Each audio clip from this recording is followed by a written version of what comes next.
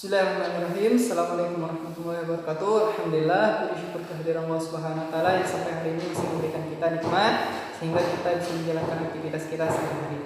Baik, Anda selesai rahimahumullah. Insyaallah hari ini kita akan belajar tafsir, di mana pelajaran kita hari ini adalah tentang tafsir surah Quraisy.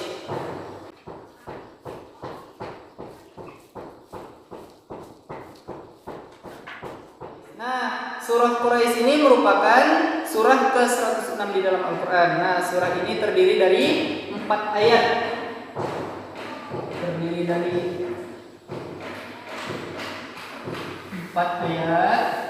Dan merupakan surah Makkiyah atau surah yang diturunkan di kota Makkah.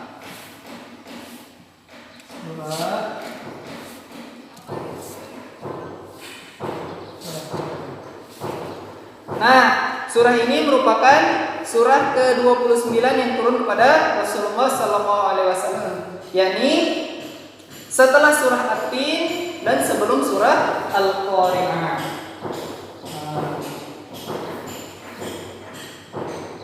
Setelah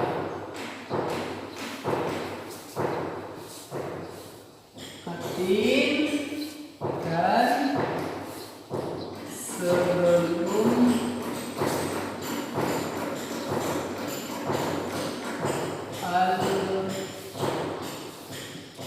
Al-Qari'ah.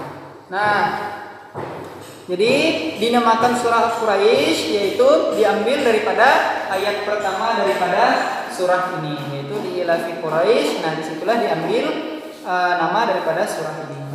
Nah, sebagian mufassirin menjelaskan bahwa surah Quraisy ini diturunkan Allah Subhanahu wa taala untuk mengingatkan orang-orang Quraisy akan nikmat Allah Subhanahu wa taala. Nah, salah satunya itu adalah nikmat keamanan. Nah, apa yang dimaksudkan dengan keamanan? Jadi di mana surah Al-Quraisy ini mengingatkan kita pada surah Al-Fil. Apa itu surah Al-Fil? Nah, surah Al-Fil itu adalah surah pasukan bergajah, ya, di mana pasukan bergajah itu hendak menyerang kota Mekah, hendak menyerang Ka'bah. Nah, sehingga Allah selamatkan mereka daripada pasukan gajah tersebut. Nah, jadi kenapa dikatakan keamanan? Karena suku Quraisy ini boleh dikatakan itu adalah suku asli Mekah. Nah, jadi Allah telah memberikan nikmat keamanan kepada mereka. Aman dari apa? Aman dari, salah satunya itu adalah aman daripada serangan pasukan bergajah yang hendak menghancurkan Ka'bah. Nah, dengan rasa aman itu orang-orang Quraisy bisa menjalankan kebiasaan mereka. Nah, apa kebiasaan mereka? Kebiasaan mereka itu adalah berniaga. Nah, bepergian pada musim dingin maupun musim panas untuk melakukan niaga. Jadi bisa dikatakan juga dengan rasa nikmat yang aman tersebut, yaitu menciptakan nikmat-nikmat yang lain.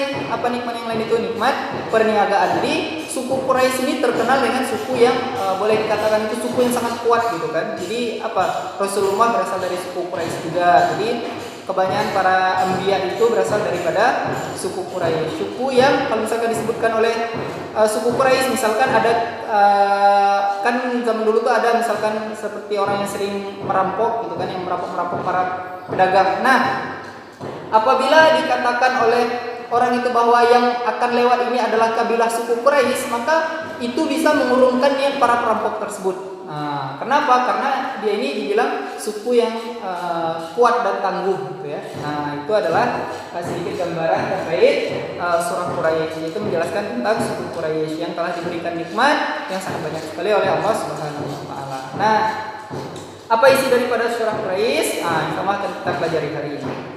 Baik, Anda saudara-saudara rahimakumullah, kita masuk ke ayat yang pertama. Apa itu ayat yang pertama? Li'ilafi Quraisy. Nah, ya. Ayat yang pertama.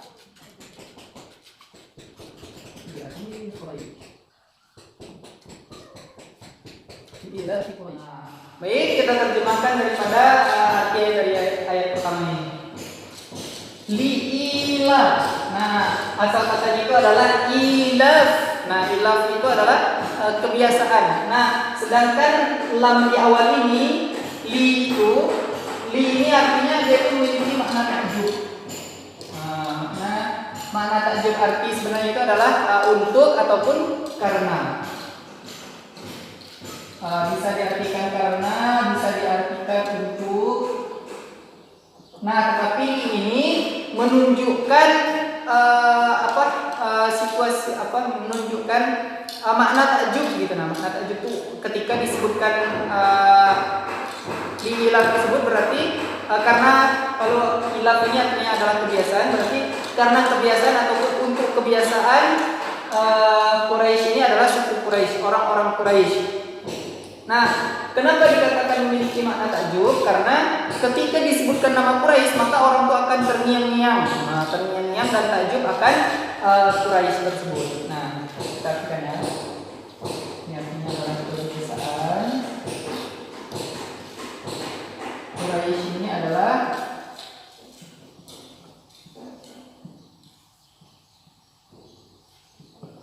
orang Quraisy.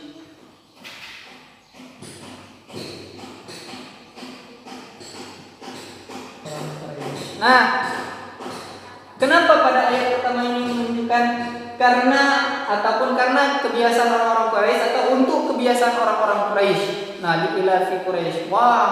Untuk kebiasaan orang-orang Quraisy. Nah, jadi kenapa dia sampai diartikan seperti itu gitu kan? Nah, jadi sebagian mufassir itu menerjemahkan bahwa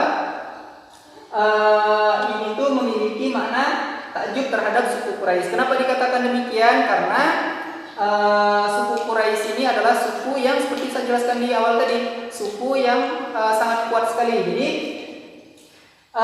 Quraisy ini adalah nama gelar. Nama gelar untuk siapa? Untuk An-Nadr bin Kinanah. Siapa itu An-Nadr bin Kinanah? Itu adalah kakek daripada Rasulullah SAW yang ke-13. Nah, apa arti dari? Jadi boleh dikatakan ini tuh seperti gelar. Nah, kenapa? Apa arti daripada gelar tersebut sehingga diberikan kepada orang, gitu kan? Jadi Quraisy ini sebagian orang itu mengartikannya itu ke dalam 3 pengertian. Nah, dari 3 asal bahasa, gitu kan? Jadi Quraisy, nah bisa berarti dari asal kata at-takarrush. Nah, takarrush artinya apa? Artinya itu adalah keterhimpunan. Yang pertama itu adalah at-takarrush.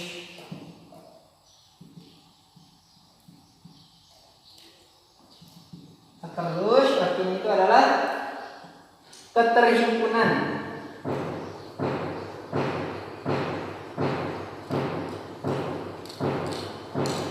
Nah, kenapa dikatakan keterhimpunan? Jadi dulu suku Quraisy ini adalah suku yang menghimpun orang-orang. Nah, kenapa dikatakan demikian? Karena pada zaman dahulu gitu kan, jadi hidup orang itu susah gitu. Hidup orang itu susah dan dia itu terpecah belah. Nah, Quraisy dikatakan Quraisy ini karena An-Nadr bin Kinanah tadi dari kakek Rasulullah tadi gitu kan yang ke-13 itu, dia itu menghimpun orang-orang gitu kan. Menghimpun orang-orang sehingga dikatakanlah bahwa digelarlah dia itu Quraisy. Jadi orang-orang yang menghimpun gitu kan, orang yang menghimpun orang lain. Nah, makanya dikatakanlah Quraisy tersebut ya. Lanjut, ada pula yang mengatakan apa yang kedua itu adalah Qurasy.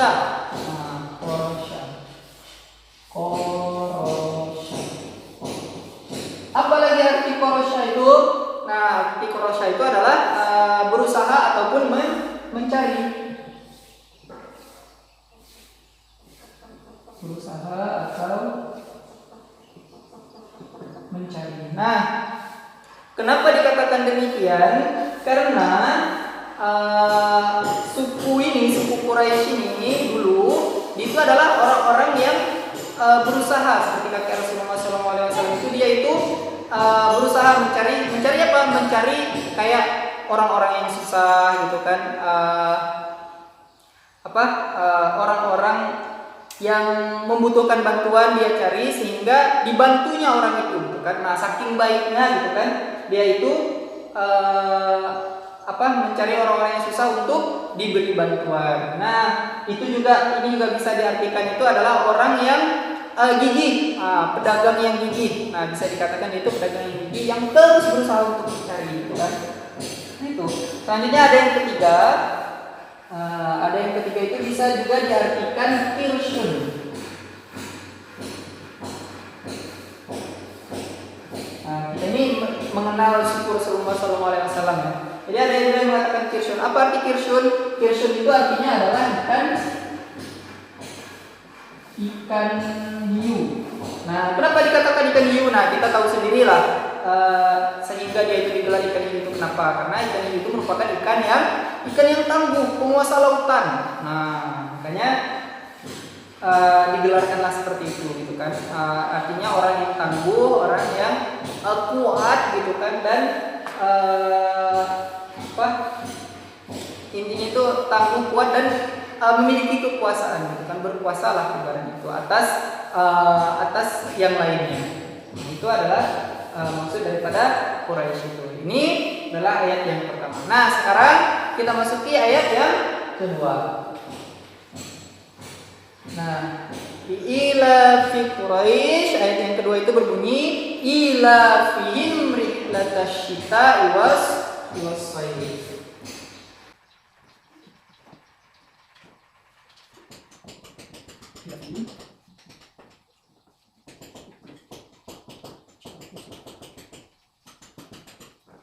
Nah, yang kedua ini menjelaskan daripada penjabaran ayat pertama tadi. Ila fihim rihlatasyita was sayf. Nah, ila ini tadi kebiasaan.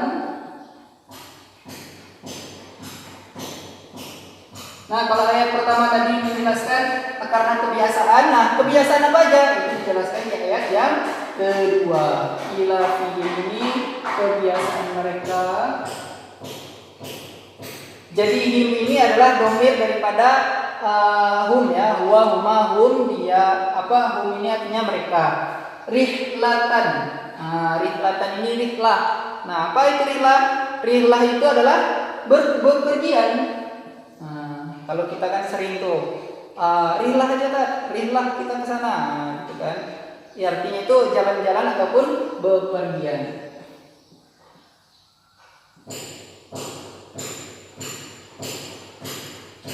Shitaun. Nah, shitaun artinya apa? Ini artinya adalah musim dingin.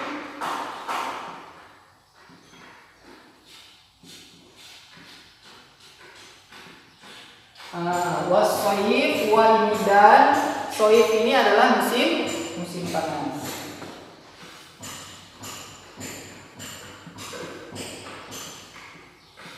Jadi artinya itu adalah kebiasaan mereka bepergian saat musim dingin dan musim panas. Nah, baik, sekarang kita cari maksud apa yang termaksud pada ayat yang kedua ini. Jadi kata rihlah ini berasal dari kata rohala yang artinya itu pergi ke suatu tempat yang relatif jauh. Nah, rihlah pada ayat ini adalah perjalanan. Yang dimaksudkan rihlah itu adalah perjalanan dagang. Nah, orang-orang Quraisy yang dilakukan 2 kali dalam setahun, yaitu pada musim dingin dan musim panas. Nah, perjalanan ini dipelopori oleh kakeknya Rasulullah, Hashim bin Abdi Manaf. Nah, bukan An-Nadar bin Kinanah tadi ya, karena itu yang kakek yang 13, ini kakek yang lain lagi. Nah, sebelumnya di Mekah itu jadi ada istilah al-i'tifar. Nah, al-i'tifar itu apa? Yakni apabila penduduk Mekah mengalami kesulitan pangan, pemimpin keluarga membawa mereka ke suatu tempat lalu membangun tenda di sana untuk tinggal hingga mati kelaparan. Nah, hingga mati kelaparan. Itu adalah kebiasaan penduduk Mekah dulu. Jadi kalau misalkan mereka itu udah kehabisan bahan pangan gitu kan, sehingga dia itu mengasingkan diri dari kota, gitu kan, al-i'tifar namanya. Menjauh dari kota, buat tenda sehingga dia menetap di sana hingga mati kelaparan, gitu kan. Nah, hingga suatu hari keluarga dari Bani Makhzum ada yang mau melakukan i'tifar. Nah, jadi di Mekah itu ada Bani Makhzum yang ingin melakukan i'tifar, ingin menjauh dari kota karena kehabisan makanan ya. Nah, lalu berita itu terdengar oleh Hashim tadi. Hashim siapa? Kakeknya Rasulullah SAW. Maka beliau menyampaikan kepada suku Quraisy dan meminta saling membantu. Nah, dari situ mereka bersepakat untuk melakukan perjalanan dagang. Nah, itulah awal mula perjalanan dagang tadi. Nah, Syita wa Soib, jadi ketika musim dingin, ketika musim panas mereka pergi gitu kan untuk berdagang. Apa? Sehingga keuntungannya tersebut dibagi rata, baik itu oleh si pemilik dagang sama yang mengedarkan dagangannya. Nah, jadi apa yang diperoleh sama si kaya dan si miskin itu dibagi menjadi rata. Nah, sehingga apa?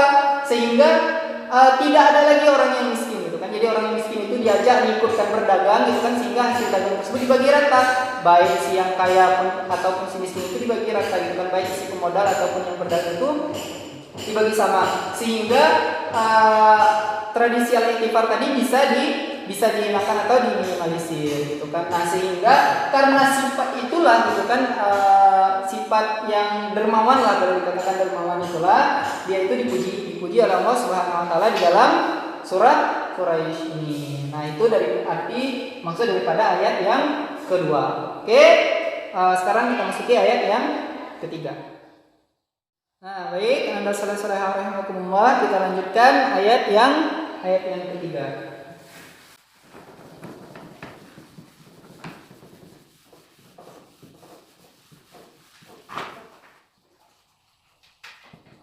Kita lihat dulu.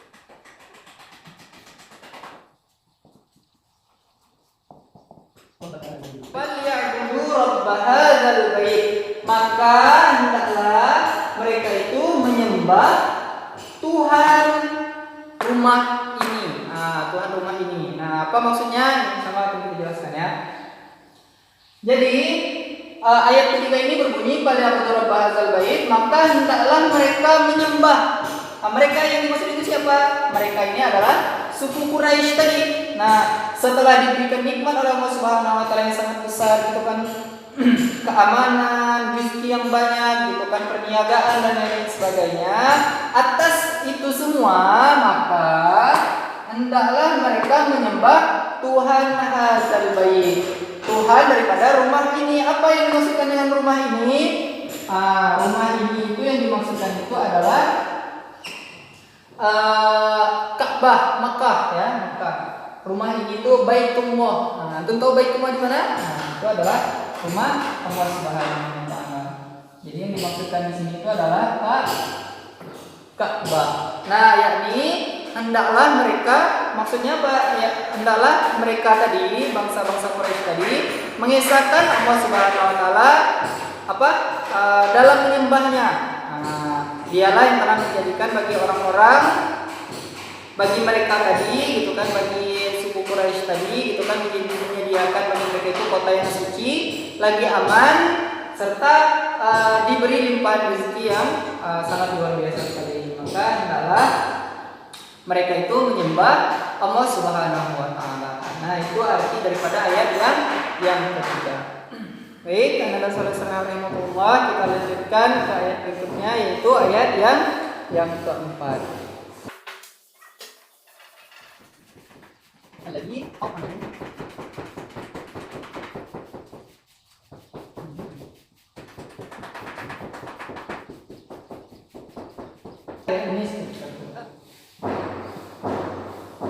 Alladzi ini artinya adalah yang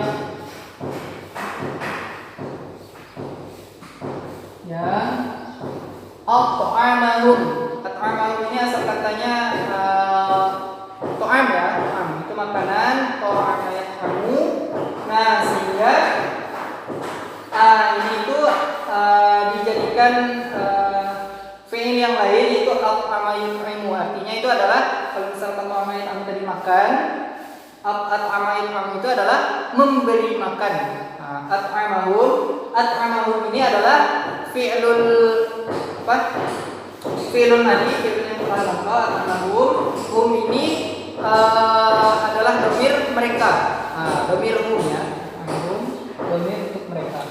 Di at'amahum yang telah, jadi alladzi at'amahum ini yang telah memberi makan mereka.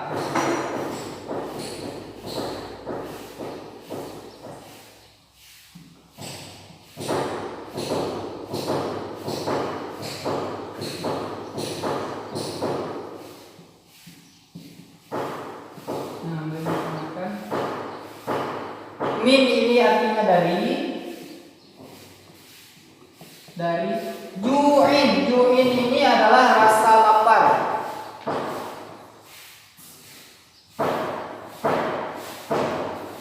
Rasa lapar. Wa amanahum. Wa ini artinya dan, amanahum ini adalah rasa aman. Mengamankan. Sama seperti yang tadi, amanahum ini adalah memberi mereka itu keamanan atau mengamankan mereka.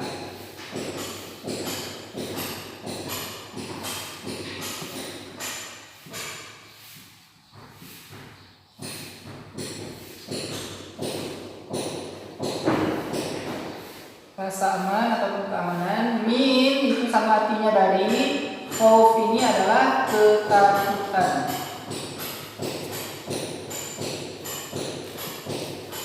Nah, jadi apa arti daripada ayat keempat? Allazi at'amahum min ju'in wa amanahum min khauf, yang telah memberikan kepada mereka itu makan sehingga mereka itu terjaga dari rasa lapar atau hilang rasa lapar mereka, wa amanahum min khauf, dan memberikan juga kepada mereka itu rasa aman sehingga mereka itu hilang daripada ketakutan. Nah, apa maksud daripada ayat keempat ini? Ayat keempat ini menjelaskan nikmat-nikmat apa saja yang telah diberikan oleh Allah Subhanahu wa taala kepada suku Quraisy tadi. Nah, sehingga kenapa dia itu diharuskan menyembah Allah Subhanahu wa taala? Kenapa? Karena mereka telah di'amahum min ju' wa amanahum min khauf. Dialah yang memberi mereka makan. Allah Subhanahu wa taala memberikan mereka makan agar mereka tidak lapar, dan Allah juga yang telah memberikan mereka keamanan yang banyak dan kemurahan kepada mereka, sehingga apa? Sehingga mereka itu dijauhkan daripada rasa takut. Nah, karena hal tersebut, jadi kalau kita jelaskan, jadi Allah Subhanahu wa taala itu memberikan apa? Memberikan keamanan dan kesejahteraan.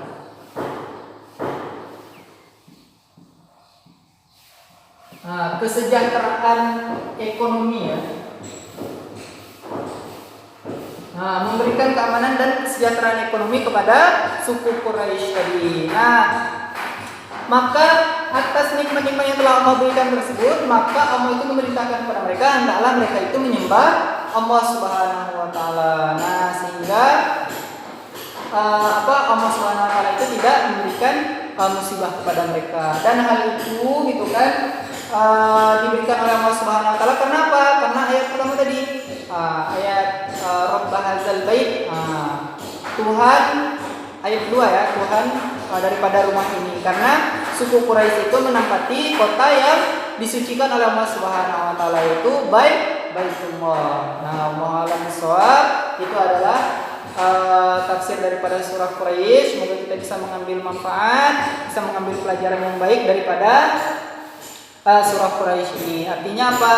Atas segala nikmat yang telah Allah berikan kepada kita gitu kan, fa in ta'uddu nikmatallah la tuhsuha. Kalau kita menghitung nikmat Allah Subhanahu wa taala, maka percayalah kita tidak akan pernah bisa menghitungnya. Jadi atas segala nikmat yang telah Allah berikan kepada kita itu, maka diwajibkan untuk kita menyembah pada Allah Subhanahu wa taala. Wallahu a'lam bishawab. Semoga bisa bermanfaat untuk kita semua. Qul qawli hadza fastaghfirullaha li wa lakum.